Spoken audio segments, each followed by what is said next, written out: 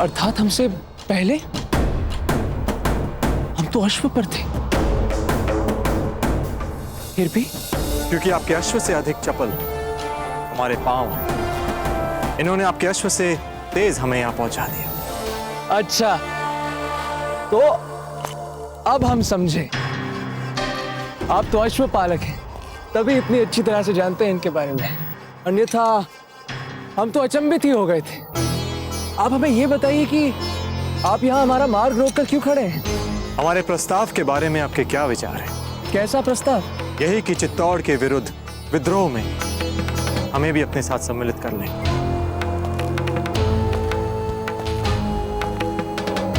देखिए मित्र, हम बहुत सम्मान करते हैं आपके जोश का। गुण भी बहुत है आप में। अर्थात यूं ही खड़े खड़े हमारे बाणों को ऐसे रोक लें जैसे ये आपके लिए बाएं हाथ का खेल। हमारे घोड़े से भी अधिक तीव्र गति से भागना, किंतु उसके उपरांत भी आप हमारे विद्रोह में भाग नहीं ले सकते। हम बिजोलिया वाले केवल प्रशिक्षित लोगों को ही सम्मिलित करते हैं। नहीं समझे? तो ठीक है, हम समझाते हैं आपको। एक दिन हमारे गांव में 20 लुटेरों ने एक साथ ही आक्रमण कर दिया था। वो 20 के 20 मारे गए। तब हमने यहां अपनी पसली पर घाव खाए थे। और फिर एक बार जब हम अजय अफगानी टुकड़ी से अकेले ही भिड़ गए, हमने उन्हें धूल चटा दी थी। ये सब हम अपनी प्रशंसा हेतु नहीं कह रहे, अपितु छोड़िए इन बातों को। आप एक काम क्यों नहीं कर लेते? कहीं किसी से थोड़ा सा सैन्य प्रशिक्षण ही सीख लीजिए। अच्छा होगा, आप तब मिलिएगा हमसे। और हां, अच्छी तैयारी करके आइएगा। तो आप हमारी परीक्षा अभी क्यों नहीं ले लेते?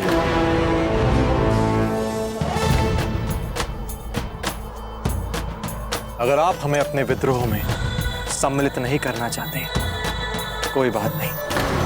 अगर एक राजपूत होकर दूसरे राजपूत को अकेले लड़ने का अवसर तो देंगे ना?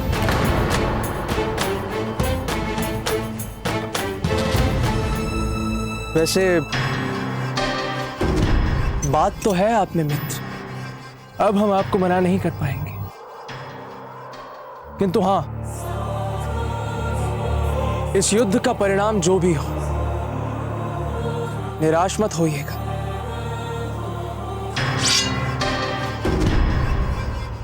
ये लीजिए, इस तलवार से युद्ध कीजिए हमारे साथ। इसकी कोई आवश्यकता नहीं। आप अपनी दोनों तलवारें अपने पास ही रखें। लगता है ये व्यक्ति आत्मघाती मार्ग पर चलना चाहता है। कुछ कहा आपने? हम तो केवल यही कहना चाहते हैं मित्र, हमारी मानो।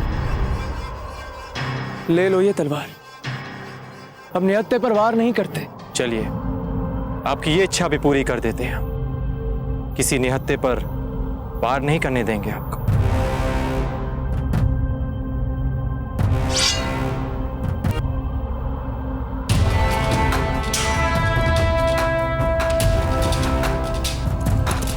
ज्ञान सिंह! ज्ञान सिंह! ज्ञान सिंह! अरे सुनिए, यदि इस युद्ध में आपके मित्र गंभीर रूप से घायल हो जाते हैं तो इन्हें तुरंत ही वैद्य जी के पास ले जाइएगा। और यदि आवश्यकता पड़े तो हमारा अश्व भी ले जाइए। ठीक है? सुन रहे हैं ना ध्यान सिंह? जैसा कह रहे हैं बिल्कुल वैसा ही कीजिएगा। हाँ हाँ, बिल्कुल बिल्कुल करेंगे। ध्यान सिंह नाम है हमारा, ध्यान देकर ही करेंगे।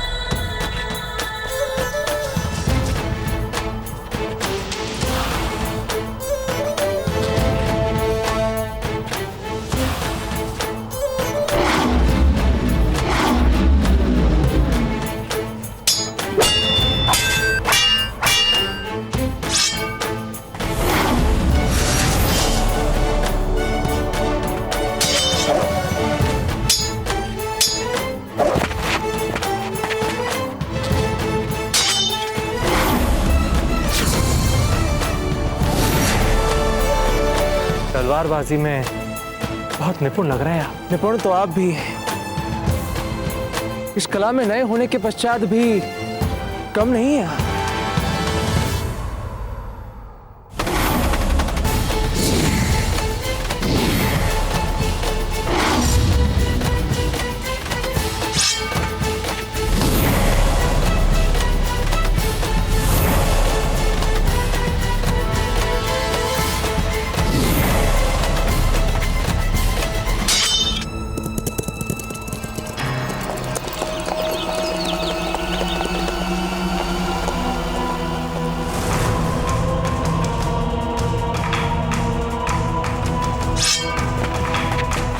है ना? हाँ हाँ, अपना फत्ता ही है।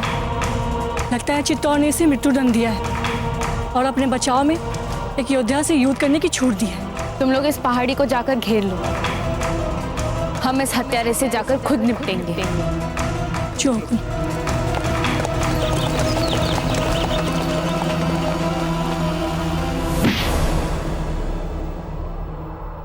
अब थक रहे हैं आप, प्रश्न ही नहीं उठता। वैद्य के पास तो आपको जाना ही पड़ेगा। भविष्य उज्जवल है आपका, कुछ बात तो है आप में, अच्छा लड़ते हैं।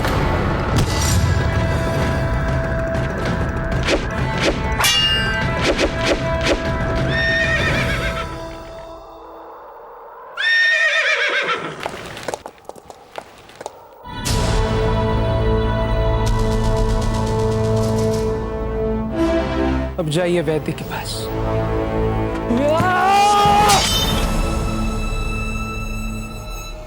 छल नहीं और युद्ध में ध्यान भंग भी नहीं।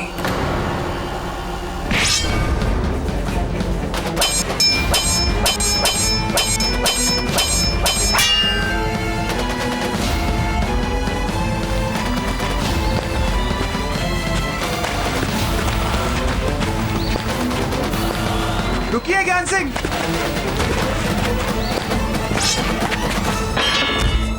मित्र!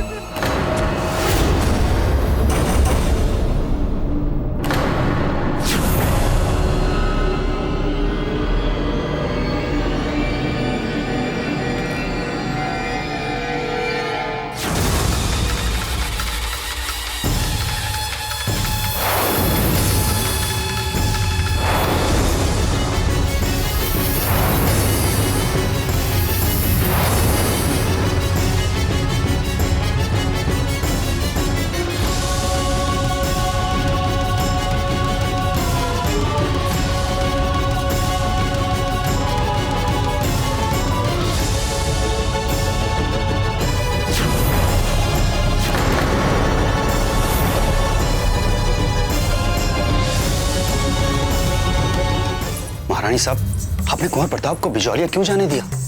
वहां जाते ही उन्हें पता चल जाएगा कि वहां की जनता का सारा आक्रोश, सारा असंतोष इसी कारण है क्योंकि हमने आज तक वहां का कोई भी समाचार, कोई भी संदेश मेवाड़ पहुंचने नहीं दिया।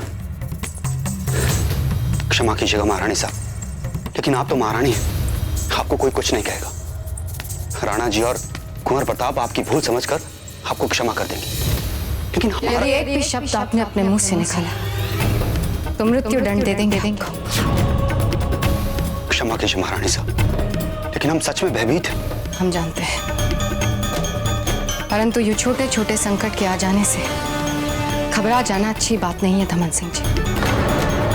हमने जो लक्ष्य प्राप्त करने के लिए योजना बनाई है, उसे प्राप्त करने के लिए फौलाद का सीना चाहिए।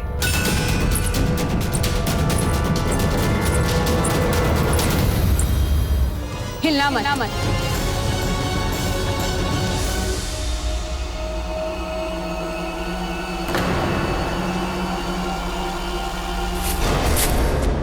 तुम अपनी तलवार क्यों नहीं उठाते? कहीं तुम्हें ये तो नहीं लग रहा कि अगर तुमने अपनी तलवार उठा ली तो हम तुम्हारा सामना नहीं कर पाएंगे? बस कुछ ऐसा ही समझ लीजिए। ठीक कह रही है मित्र, आक्रमण क्यों नहीं करते अपने तलवार से? नहीं।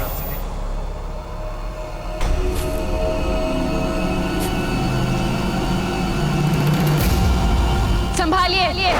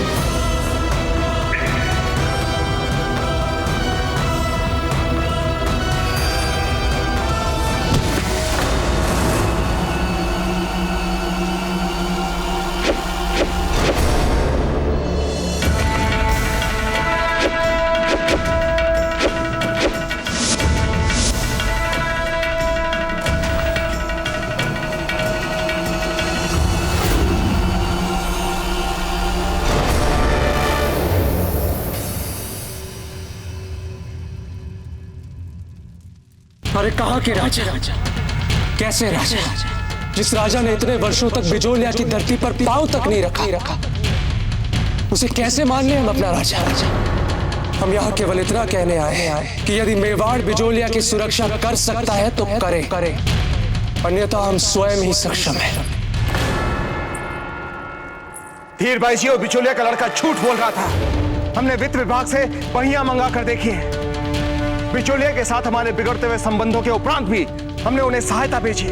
इसमें स्पष्ट रूप से लिखा है धीर भाई जी कि हमने आवश्यकता अनुसार उन्हें खाद्य और सैन्य सहायता बार बार भेजी है।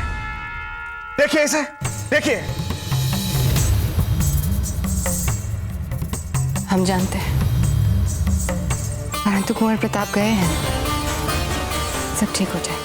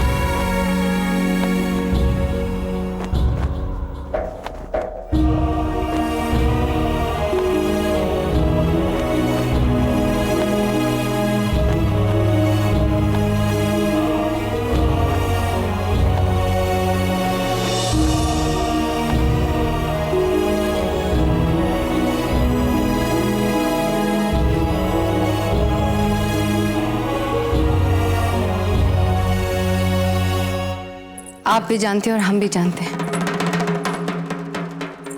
कि कुंवर प्रताप बिजोलिया पहुंचते ही सब ठीक कर देंगे, परंतु हमें इस बात की चिंता हो रही है राणा जी कि अगर कुंवर प्रताप अजब दे के प्रभाव में आ गए तो आपके मान सम्मान का क्या? राणा जी, हम आपके मान सम्मान पर कोई आंच नहीं आने देंगे। अब उसकी चिंता मत कीजिए धीर भाई जी। हम कुंवर प्रताप को भली भांति जानते हैं। वो कोई भी ऐसा कार्य नहीं करेंगे जिससे हमारे गौरव या हमारी कीर्ति को चोट पहुंचे। कुंवर प्रताप पर केवल आपका नहीं, हम सबका विश्वास है, परंतु उस अवसरदायी चालाक सामंत पुत्री के बारे में हम ये नहीं कह सकते। यदि उन्होंने कुंवर प्रताप को फिर से अपने प्रभाव में लेने का प्रयास किया तब क्या करेंगे आप? आखिर विवाहिता है वे कुंवर प्रताप की।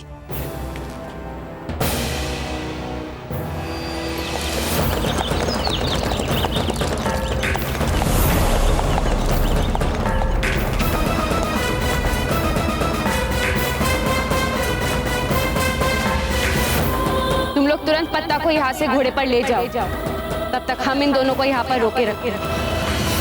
धीर भाई जी, कुंवर प्रताप अच्छी तरह से जानते हैं कि उसका ना तो हमसे और ना ही उनसे किसी भी तरह का कोई रिश्ता बचा है। परंतु ये बात आप भी जानते हैं कि अजब देखो अपनी मर्यादाओं का उपहास उड़ाने की आदत है। यदि इस बार उन्होंने अपनी मर्यादा का उपहास उड़ाया तब तो कुछ करेंगे ना आप? अवश्य करेंगे धीर भाई जी। हम उन्हें कठोर से कठोर दंड देंगे। हम तो कहते हैं राणा जी कि यदि अजबदे ने कुंवर प्रताप के निकट आने का प्रयास किया तो आप दंड स्वयं अजबदे और उनके परिवार को बिजोलिया की सामंती से हटा दीजिए।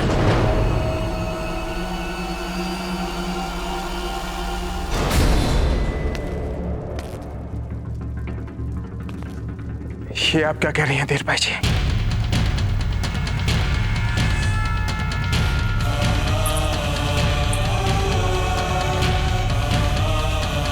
हम ऐसा नहीं कर सकते।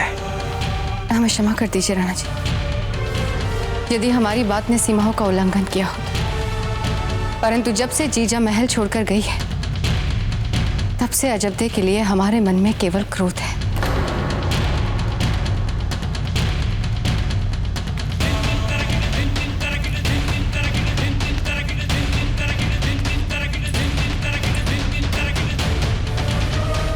वैसे बात तो आप बिल्कुल ठीक कह रही हैं धीरबाई जी।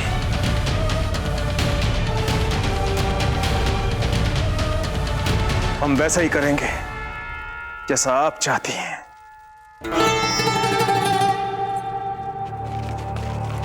हम क्यों रोक रहे हैं खुद को? हम कुछ करते क्यों नहीं? क्योंकि ये एक स्त्री है और आप जानते हैं कि हम स्त्रियों पर हथियार नहीं उठाते। यदि आपको ऐसा लगता है कि हमने यहाँ कुछ अनुचित किया है, तो आप हम दोनों को बंदी भी बना सकती हैं। तुमने जो कुछ भी किया अपनी राजा के आज्ञा से की, और हम उनसे बदला नहीं लेते जो अपनी राजकीय परिस्थितियों में दबकर अपना काम करते हैं। जाओ कह दो अपने राजा से जाके कि बिचौलिया के संदेश वाहक को मारने का प्रयास करके उन्होंने ठीक नहीं किया। बहुत महंगा पड़ेगा उन्हें।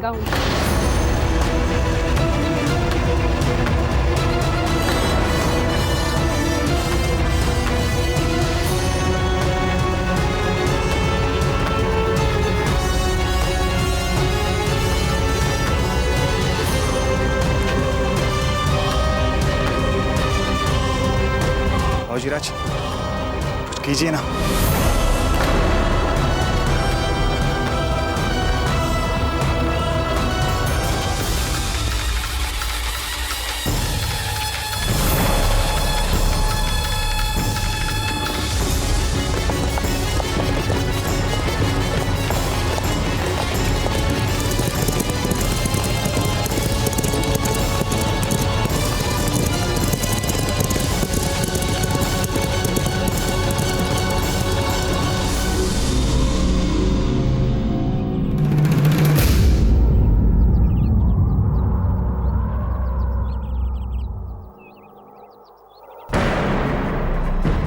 क्या बाबूजीराज, आपको अपने सम्मान की चिंता नहीं तो कम से कम हमारे सम्मान का तो ध्यान रखते। कुंवर प्रताप, वीर पुत्र, और इतने देर तक ऐसे ही खड़े रह गए। वो लड़की अपनी तलवार बांचती रही, हमारे साथ शत्रु की तरह बर्ताव करती रही, और आप बस यूं ही तटस्थ। जाने दिया उस लड़की को। क्यों? क्योंकि हम चाहते हैं वे हमें उस स्थान तक का मार्ग दिखाए जहां असली जड़ है समस्या की, चक्रपाणी। हमें बिजोलिया की समस्या में पत्ता और वो लड़की दोनों बहुत महत्वपूर्ण लग रहे हैं। उनके साथ साथ बिजोलिया में प्रवेश करेंगे तभी तो जान पाएंगे कि ऐसा हुआ क्या है कि जो मेवाड़ की एक देशभक्त रियासत थी, आज मेवाड़ से विद्रोह करने के लिए इतनी तत्पर क्यों है? पर बाबूजीराज, वो लड़ाकू लड़की हमें घुसने क्यों देगी बिजोलिया? वो तो सोच रहे थे हमने उसके भाई को मारने की कोशिश। चक्रपाणी मिश्र। जी बाबूजीराज। चक्रपाणी, हम है ना?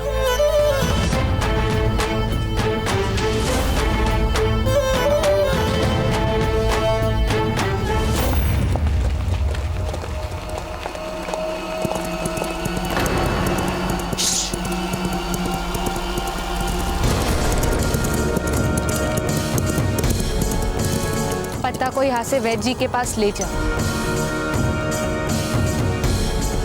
मुझे लगता है कि वो दोनों हमारा पीछा कर रहे हैं।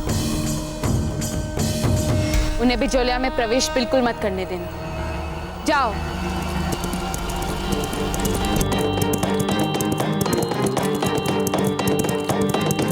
बाबूजीराज, आप जो अश्व खोज रहे हैं ये दोनों वैसे ही है। देखिए ना कितने कम समय में कितनी लंबी दूरी तय कर ली। अच्छा है ना अश्व? नहीं चक्रपाणी, नहीं? हमारी जो एक आदर्श अश्व की परिभाषा है, हम इन दोनों को उस आदर्श अश्व के निकट भी नहीं रख सकते। लगता है आपको जो अश्व चाहिए वो अब तक बने नहीं है बाबूजीराज।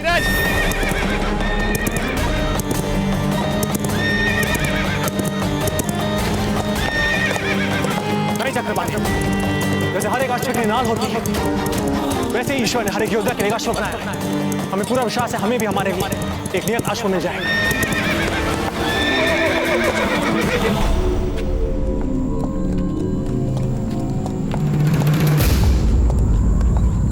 बाबूजी राज, न जाने क्यों हमें थोड़ा सा विचित्र सा लग रहा है। बिजोलिया हम दोनों का ससुराल है। ऐसे में अच्छा होता कि हम दोनों की रात से स्वागत होता, पूजा थाल, तिलक आदि। नहीं चक्रपाणी, अब अपनी बात कीजिए। हमारे लिए बिजोलिया मात्र मेवाड़ की एक रियासत भर है, जहां की बिगड़ी स्थितियों को हमें सामान्य बनाना है।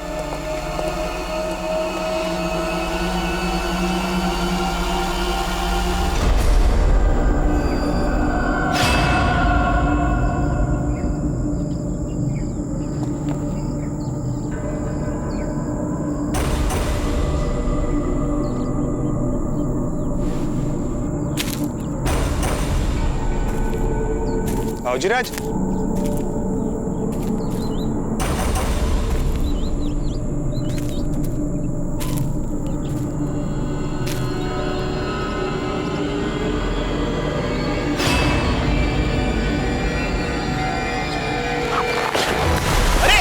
अरे बाबूजी राज, बाबूजी राज, अरे अरे ये क्या हो गया?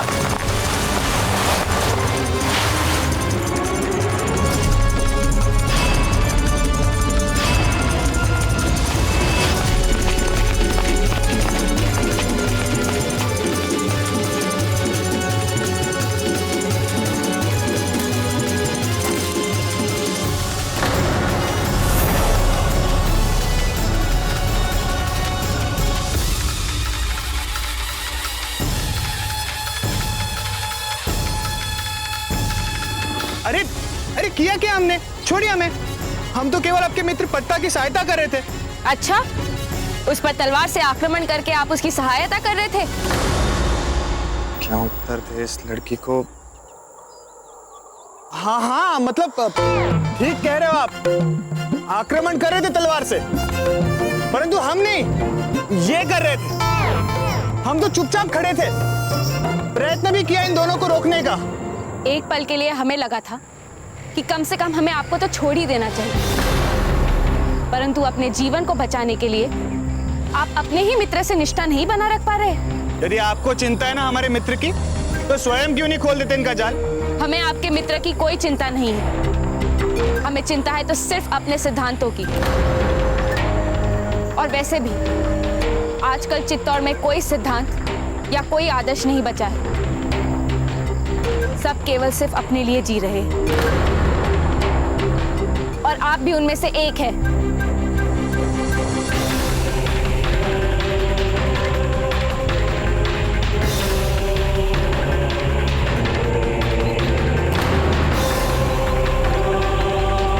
चलिए चलते हैं यहाँ से, और इन दोनों के अश्वों को भी यहाँ से ले चलो।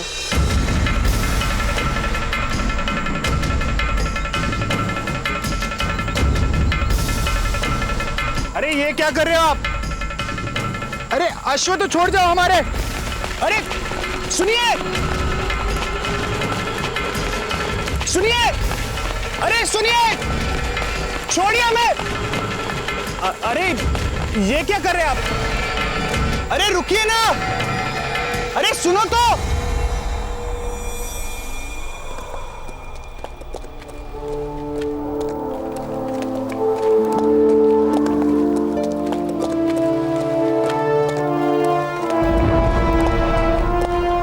पत्ता, नहीं नहीं खाना, हमें कुछ नहीं खाना। दादा भाई हमसे मिले बिना बिजोलिया क्यों गए? पर चांद, दादा भाई आपके लिए खिलौने लेकर आएंगे। नहीं चाहिए हमें खिलौने। खरगोश लेकर आएंगे। हमें खरगोश भी नहीं चाहिए। अच्छा तो गुड़िया लेकर आएंगे। नहीं चाहिए हमें गुड़िया। अच्छा, अगर हम कहें कि आपके दादा भाई बिजोलिया से आपके लिए सुंदर सी भाभी लाने वाले, तो हम सच कह रही हैं छोटी माँ? हाँ, बिजोलिया में तो है आपकी भाभी। अजब थे, इतनी सुंदर, सहज, सरल, तेजस्वी, समझदार।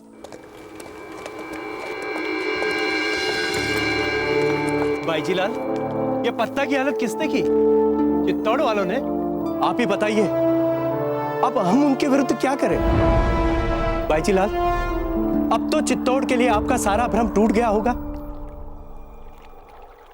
सैनिकों, सीमा पर और सुरक्षा बढ़ा दो। हम नहीं चाहते कि हमारी इच्छा के विरुद्ध कोई भी बिजौलिया में प्रवेश करे।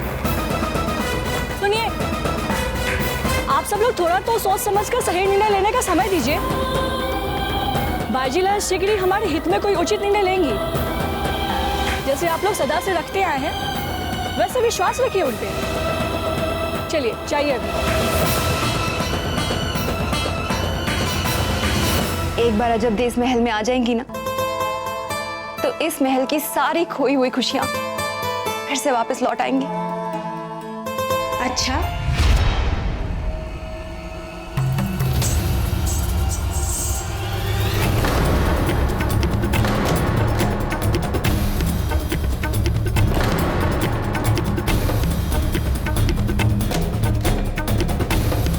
ये भोजन करने का स्थान नहीं है चांद। पाकशाला में जाके भोजन कीजिए। जाइए जाइए।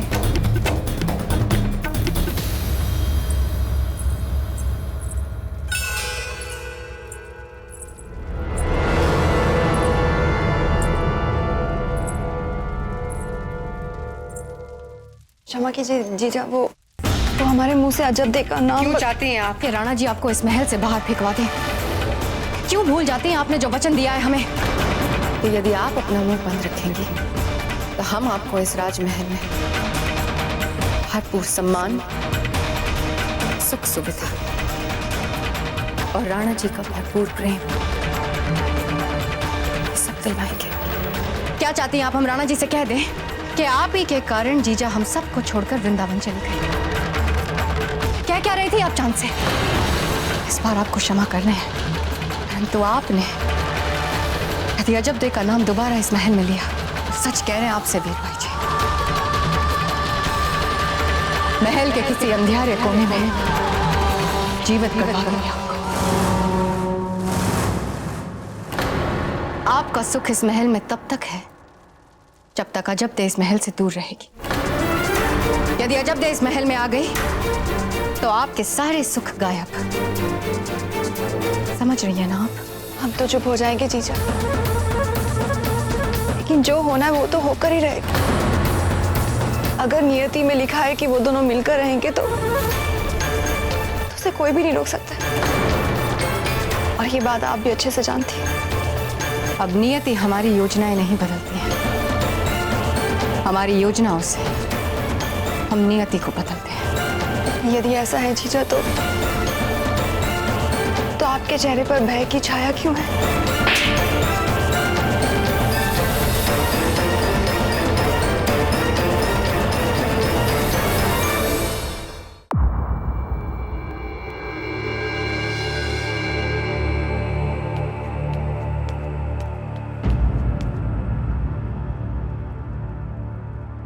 ईश्वर की कृपा से चोट साधारण आई है।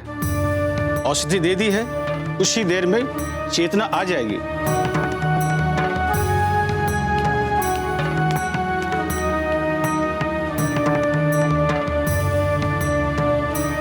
देख लिया जब अपनी चित्तौड़ निष्ठा का परिणाम। उन्होंने हमारे शांति दूत फत्ता पर आक्रमण नहीं, आपके विश्वास पर आक्रमण किया है। जब तक अभी भी समय चित्तौड़ से जुड़ी हर आस को भूलकर सच का सामना कीजिए। रानी सर ठीक कह रही है जब्दी। बिजोलिया की प्रजा भी अब चित्तौड़ से संपूर्ण विद्रोह से कम किसी भी बात पर सहमत नहीं होने वाली है। सब लोग मेवाड़ से संपूर्ण स्वतंत्रता चाह रहे हैं। चुप क्यों है? कुछ बोलिए जब्दी। क्या बोले हम? हमारा दिल टुकड़ों टुकड़ों में बिखर चुका है। समझ में नहीं आ रहा कि हम इसे कैसे बटोरकर अपनी प्रजा को सही दिशा दिखाएं। एक ही आस बल दे रही थी हमें इतने वर्षों से कि अवश्य हमारी बात चित्तौड़ तक शायद ना पहुंच पा रही है, और इसीलिए वे उदासीन हैं बिचौलिया की समस्याओं से। पर आज तो वो भी टूट गई माँ। चित्तौड़ ने ना ही हमें अपनी बहू को भुला दिया, परंतु बिचौलिया की प्रजा को भी भुला दिया। इतने वर्षों से जो आस हमें बल देता आ रहा था, आज वो आस भी टूट गई माँ। कभी कभी झूठी आस रखने के बजाय सच के साथ जीना अधिक महत्वपूर्ण होता है जीजा। पता कैसे हो तुम? हम ठीक हैं जीजा, किंतु हमें मेवाड़ के साथ अपने संबंधों को लेकर शीघ्र ही कुछ सोचना पड़ेगा, क्योंकि अब पानी हमारे सर के ऊपर से बह रहा है। क्या हुआ था वहां? क्या राणा जी से भेंट हुई है आपकी? बंदी बना लो इस राजद्रोही को तुरंत।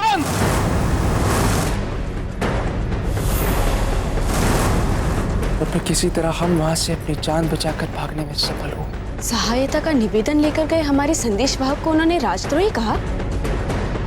हाँ जीजा।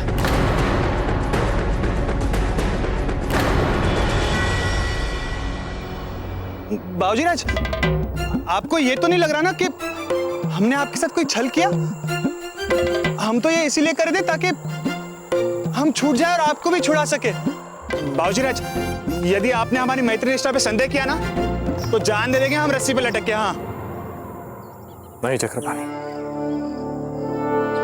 हमने आपकी मैत्री निष्ठा पे कोई संदेह नहीं किया। तो फिर चिंता क्यों कर रहे बाबूजीराज? जाल से तो कैसे ना कैसे निकल ही जाएंगे हम। चिंता हमें इस जाल की नहीं हो रही है, चिंता इस बात की हो रही है कि वो लड़की हमसे बोल कैसे रही थी। और वैसे भी आजकल चित्तौड़ में कोई सिद्धांत या कोई आदर्श नहीं बचा है, सब केवल सिर्फ अपने लिए जी रहे हैं। उसके बोलने से ऐसे लगा कि मानो बिजोलिया पर बहुत गहरे घाव है। उसकी बातों में साधारण विद्रोह के स्वर नहीं थे, बल्कि बिजोलिया के मेवाड़ के प्रति गहरे असंतोष को दर्शा रहे थे, जिसकी था पाना अब बहुत आवश्यक हो गया चक्रपाणी।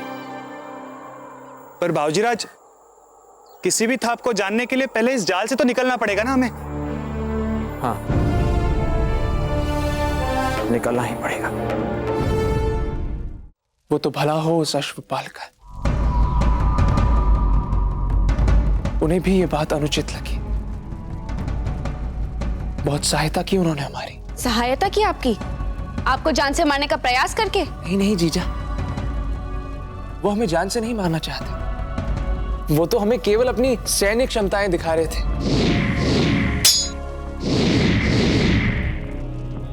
बस थोड़ा बहुत प्रशिक्षण हम दे दें उन्हें, फिर हमारे लिए अत्यंत काम के सिद्ध हो सकते हैं वो। पता, हम चाहे आपको जितना भी प्रशिक्षण दे दें, आप मन से हमेशा भोले ही रहेंगे। एक अपरिचित आपको चित्तौड़ के दुर्ग में मिलता है और आपके साथ बिजौलिया आने के लिए तुरंत आतुर हो जाता है, जैसे उसको अपने जीवन का कोई महत्व नहीं। और अपने राजा द्वारा घोषित राजद्रोही का साथ देते देते वो बिचौलिया तक आ जाता है और आप उस पर विश्वास करना चाहते हैं। क्या वो राणा उदय सिंह का गुप्तचर नहीं हो सकता?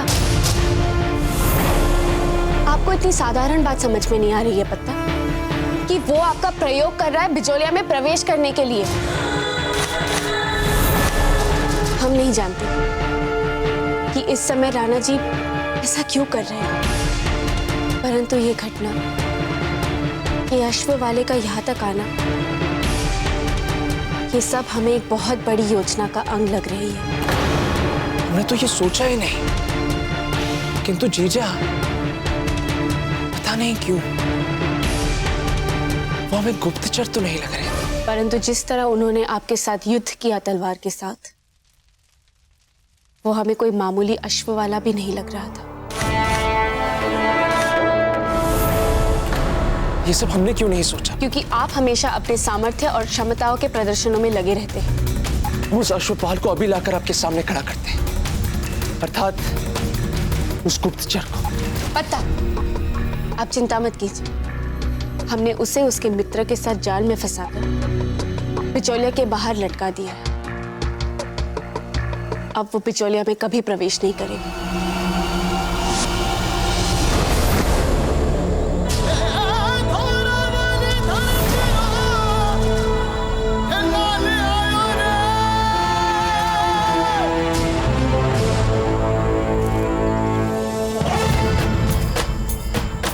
अरे बाबूजीराज, हमें कहां पर छोड़कर जा रहे हैं?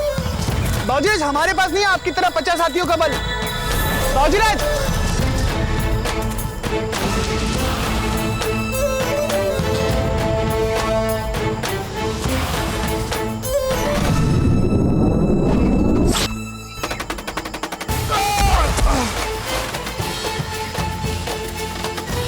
बाबूजीराज!